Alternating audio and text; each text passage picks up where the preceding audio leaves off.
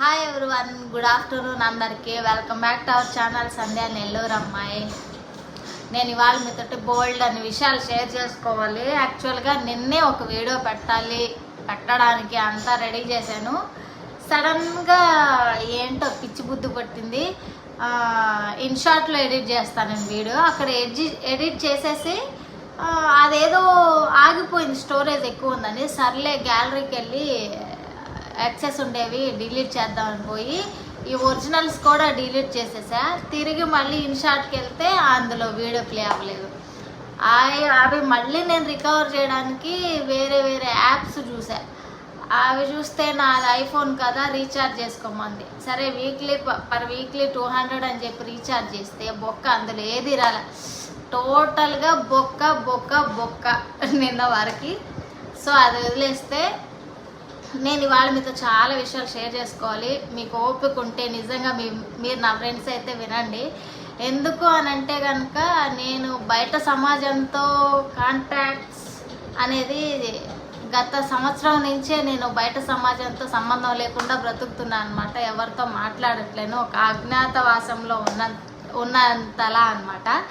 So అందుకే ఏం జరిగినా కూడా నేను ఇన్స్టాగ్రామ్లో ఫేస్బుక్లో ఇప్పుడు కొత్తగా మీతో ఈ యూట్యూబ్ ఛానల్లో చెప్పుకుంటున్నాను. సో వీడియోని ఎక్కడ స్కిప్ చేయకుండా పూర్తిగా వినండి.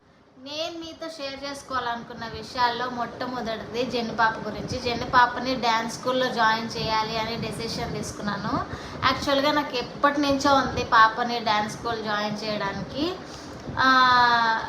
నేను నెల్లూరులో ఉన్నప్పుడు నాకు అంత ఇంట్రెస్ట్ పెట్టలేదు, కానీ కొడవలూరుకి వచ్చాక కొంచెం ఫ్రీ మైండ్ ఉన్నింది. అప్పటి నుంచి పిల్లల మీద కొంచెం ఫోకస్డ్గా ఉండి వాళ్ళకి కావాల్సింది ఏదో అందించడానికి మ్యాక్సిమం ట్రై చేస్తున్నాను. బెన్నీ అయినా చిన్నప్పటి నుంచి చాలా రకాలుగా సీజన్ల వారీగా వాడు ఒపీనియన్స్ డెసిషన్స్ మార్చుకుంటూ ఉన్నాడు. కానీ జెన్నిపాప మాత్రం ఏకదాటిగా ఒకటే మ్యాటర్ రన్ అవుతుంది, డ్యాన్స్ అని. సో నాకెందుకు అనిపించింది, ఓకే ఇప్పుడు కాకపోతే ఇంకెప్పుడు చేస్తాం, ఏం చేయాలన్నా ఇప్పుడు నుంచే. ఆమెకి ఎట్లా చదువు కూడా సరిగా అవ్వదని నాకు అర్థమైపోయింది. సో తనకి ఏదైతే ఇంట్రెస్ట్ ఉందో దాంట్లోనే తనకి కొంచెం నేను ట్రైనింగ్ ఇప్పించాలనుకున్నాను. అందులో భాగంగానే మన ఇన్స్టాగ్రామ్లోనే వీడియో స్క్రోల్ చేస్తూ ఉంటే నాకు 8 కౌంట్ డ్యాన్స్ స్టూడియో వాళ్ళది యాడ్ ఒకటి కనిపించింది. వెంటనే సప్పని నొక్కాను, వాట్సాప్లోకి వెళ్ళిపోయింది, వాళ్ళతో చాట్ చేశాను.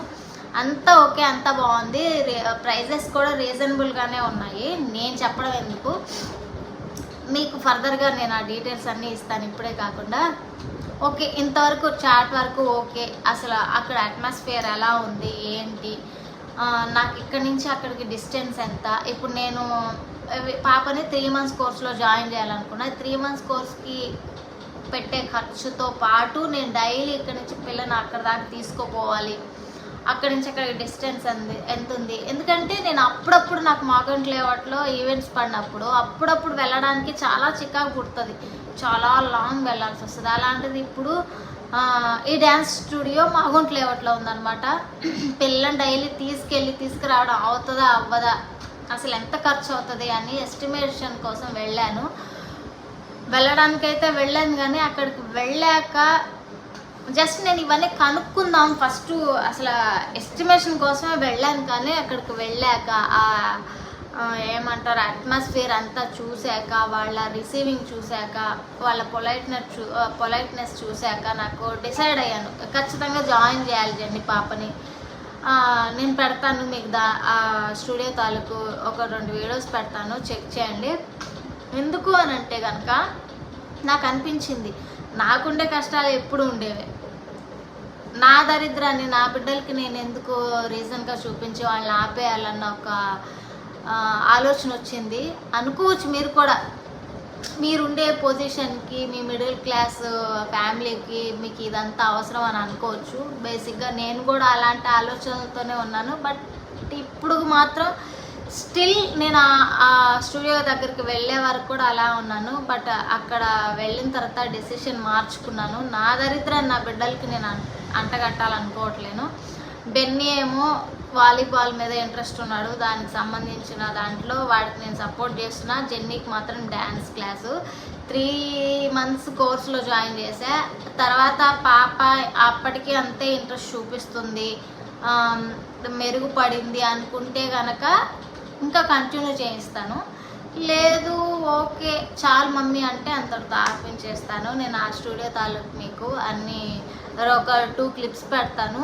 స్టూడియో గురించి అయితే ప్రస్తుతానికి నా ఒపీనియన్ వచ్చేసి వాళ్ళు కూడా 1 month బిఫోరే అనమాట ఓపెన్ చేసింది. కొత్త వాళ్ళైనా కానీ ఆమె మాస్టర్ ఉంటారు కదా, ఆమె ఇంట్రెస్ట్ చాలా చూపిస్తుంది. జెన్నీ పాపకి అయితే ఆమె చాలా బాగా నచ్చేసింది. అక్కడ అట్మాస్ఫియర్ అంతా బాగుంది కాబట్టి నాకు ఓకే అనిపించింది. నేను పెట్టే డబ్బులకి ఏం అన్యాయం జరగదు. కాకపోతే నాకు ప్రాబ్లం అంతా డైలీ ఇక్కడి నుంచి అక్కడికి తీసుకెళ్ళాలి.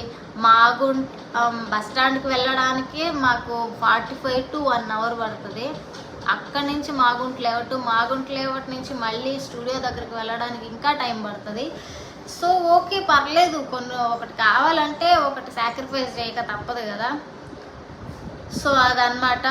ఇంకా అది పక్కన పెడితే ఇప్పుడు నేను జెన్నీ పాపను డ్యాన్స్ స్కూల్లో జాయిన్ చేయడానికి కూడా ఇంకొక మెయిన్ రీజన్ కూడా ఉంది. ఏంటి అంటే నేను చిన్నప్పటి నుంచి నాకు డ్యాన్స్ అంటే చాలా ఇష్టం, పిచ్చ ఇష్టం. కానీ మా ఇంట్లో నాకు అస్సలు సపోర్ట్ లేదు, కొంచెం కూడా సపోర్ట్ లేదు. దానివల్ల నేనేం చేశానంటే డ్యాన్స్ వదిలేసి సింగింగ్ మీద కాన్సన్ట్రేషన్ చేశాను. సింగింగ్ అంటే పాడుకునేదేగా, కూర్చొని పాడుకునేది, నించొని పాడుకునేది, పనులు చేసుకుంటా పాడుకునేది అని చెప్పి సింగింగ్ మీద కాన్సన్ట్రేషన్. ఆ సింగింగ్ కూడా నేను ఎక్కడ నేర్చుకోలేదు, ఇంట్లోనే అట్లా మూవీస్ చూస్తూ అవి ఇవి సీరియల్ సాంగ్స్ పక్కన పెడితే మనకు వచ్చే యాడ్స్లో మ్యూజిక్ వస్తే చూసావా, ఆ మ్యూజిక్తో సహా నాకు నేనే మ్యూజిక్ కూడా నోటితో అనుకుంటా పాడుకుంటా ఉండేదాన్ని అనమాట. అది అలా నా బిడ్డ కూడా అలా కాకూడదని ఒక రీజను. అండ్ ఇంకోటి ఏంటంటే జెన్నీ పాప నెల్లూరులో ఉన్నంత వరకు చాలా బాగుంది. ఓకే ఆ పిల్ల కొంచెం కలివిడిగా ఉంటుంది, ఒక చిన్నపిల్ల కదా ఎలా మాట్లాడాలి ఏమి తెలియదులే అనే పరిస్థితిలో నేను కొడవలూరు వచ్చాల్సి వచ్చింది. కొడవలూరు అంటే విలేజ్ కదా, విలేజ్లో పిల్లలు విలేజ్కి తగ్గట్టే ఉంటారు. జెన్నీ కూడా అలాగే కలిసిపోయింది, లైక్ మే యాంది మ్యా ఇట్లా. అది ఇప్పుడు ఓకే మనకి ఇప్పుడు ముద్దుగా ఉన్నా కూడా రేపు పెద్ద అయిన తర్వాత అదే కాన్సెప్ట్లో వెళ్తే సెట్ అవ్వదు. సో ఇంకా మాగుంట లేఅవుట్లో అంటే అక్కడికి వచ్చేవాళ్ళు మంచిగా చదువుకున్న వాళ్ళు, ఇంగ్లీష్ మాట్లాడేవాళ్ళు, వెల్ సెటిల్డ్ పేరెంట్స్, పెద్దవాళ్ళు కానీ చిన్నవాళ్ళు కానీ అంతా బాగా కొంచెం కల్చర్ తెలిసిన వాళ్ళు వస్తారు. జెన్నీ పాప అక్కడికి ఇప్పుడు మనం రిచ్గా బ్రతకపోయినా కూడా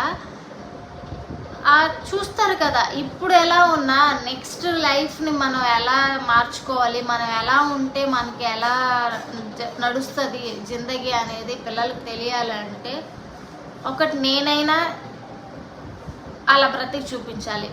నాకు అంత స్తోమత లేదు కాబట్టి బ్రతికే వాళ్ళైనా చూపిస్తూ పెంచాలి అనే ఒక థాట్ వచ్చింది. ఇది మీకు ఎలా రాంగ్గా పోట్రే అయిందో ఏమో నాకు తెలియదు, కానీ వాస్తవం ఒకటే, తనకి మాట్లాడే విధానంలో.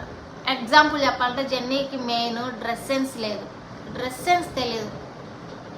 ఈ రోజుల పిల్లలు కిడ్స్ అసలు ఎంత హుషారుగా ఉంటారు.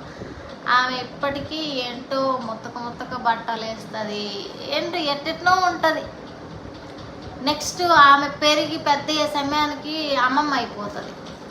సో అలా కాకుండా ఆ పిల్ల అంటే ఇవన్నిటితో పాటు వాళ్ళని చూసి ఇప్పుడు అక్కడికి వచ్చే పిల్లలు కొంచెం ఇంగ్లీష్ మాట్లాడే పిల్లలు, కొంచెం స్టైల్గా బిహేవ్ చేసే పిల్లలు, వాళ్ళని చూస్తే ఈమెకు ఆటోమేటిక్గా ఈమె మాట తీరు కూడా మారిపోద్ది. ఈమెకు కూడా ఇంగ్లీష్లో మాట్లాడాలనో లేకపోతే ఇంకోటి ఏదో ఒకటి నేర్చుకుంటుందని చిన్న ఆశ.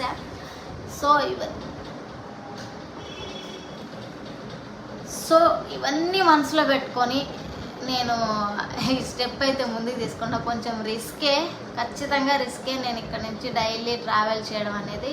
బట్ నో వర్రీస్, ఖచ్చితంగా నేను చేయగలను అనే నమ్మకము.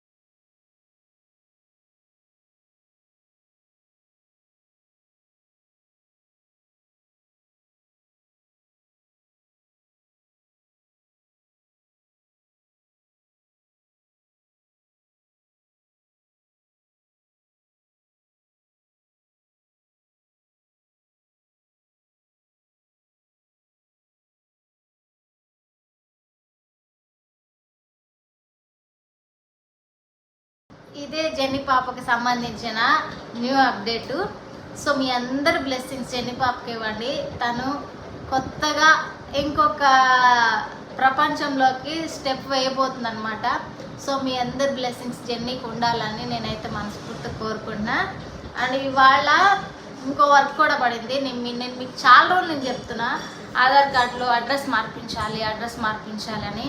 అది కూడా ఎందుకు అని అంటే, ఇప్పుడు నేను నెల్లూరు నుంచి ఇక్కడ కొడవలూరు వచ్చేసాను కదా. ఇక్కడ హౌస్కి అప్లై చేయాలంటే ఆధార్లో అడ్రస్ ఇక్కడ ఉండాలంట. అది కాక టౌన్లో నెల్లూరులో ఉంది కదా, నెల్లూరులో అయినా అప్లై చేసుకోవచ్చు. కానీ టౌన్లో వాళ్ళకి 2 అంకణాలు, పల్లెటూరులో వాళ్ళకి 3 అంకణాలు అన్నారు. మాదేం పెద్ద పల్లెటూరు ఏం కాదు, నెల్లూరుకు దగ్గరే కాబట్టి ఇక్కడ అప్లై చేసేసుకుందాము. రేపు ఎప్పుడైనా నేను ఉన్నా లేకపోయినా, ఒకవేళ చచ్చిపోయినా కూడా జెన్నీ పాప బెన్నీ బాబు గుర్తుగా ఇక్కడే ఉంటుంది కదా అనేది నా చిన్న కోరిక. సో ఎప్పటి నుంచో అనుకున్నా ఇవాళ ముహూర్తం పెట్టేశాను. ఖచ్చితంగా ఇప్పుడు రెడీ చేసి వెళ్ళిపోవాలి. ఆ డీటెయిల్స్ కూడా మీకు చెప్తాను, వీడియో చూస్తూ ఉండండి. స్టార్ట్ అయ్యాను అన్ని డాక్యుమెంట్స్ తీసుకొని. చూద్దాం మరి అక్కడ ఇవాళైనా వర్క్ అవుతుందో లేదో.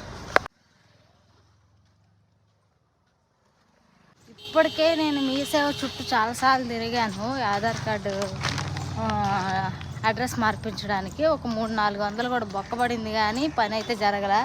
ఇప్పుడు మరి జరుగుతుందో లేదో, ఏం చెప్తారో ఏంటో చూద్దాం. మధ్యాహ్నం వెళ్ళాను కదా, ఇప్పుడు వచ్చాను ఇంటికి. నేను వెళ్ళేటప్పుడే చెప్పా పని అవుతుందో అవ్వదు అని, అట్లాగే జరిగింది. యాక్చువల్గా ఆధార్లో అడ్రస్ మార్చాలంటే ఫస్ట్ ఆఫ్ ఆల్ నేను ఇక్కడ కొడవలూరులో ఉంటున్నట్టు ఒక ప్రూఫ్ కావాలన్నారు. ఆ ప్రూఫ్ కోసమే ఒక certificate for Aadhaar enrolment update అని చెప్పి ఒక ఫామ్ ఇచ్చారు.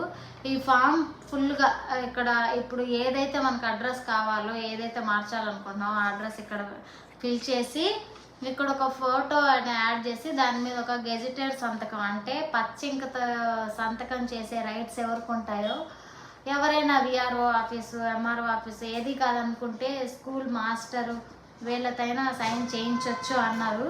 సో నేను ఇంకా ఈ పని అంతా కంప్లీట్ రేపు చేసుకుంటాను అనమాట. ప్రజెంట్ తీసుకొచ్చి పెట్టాను. రేపు మార్నింగ్ లేసి ఇది మొత్తం నైట్కి ఫిల్ చేసేసి, మార్నింగ్ లేసి బెన్నీ వాళ్ళ స్కూల్కి వెళ్ళేసి వాళ్ళ హెడ్ మాస్టర్తో ఒక సైన్ చేయించుకొని పోయి ఆ పని చేసేసుకుంటాను.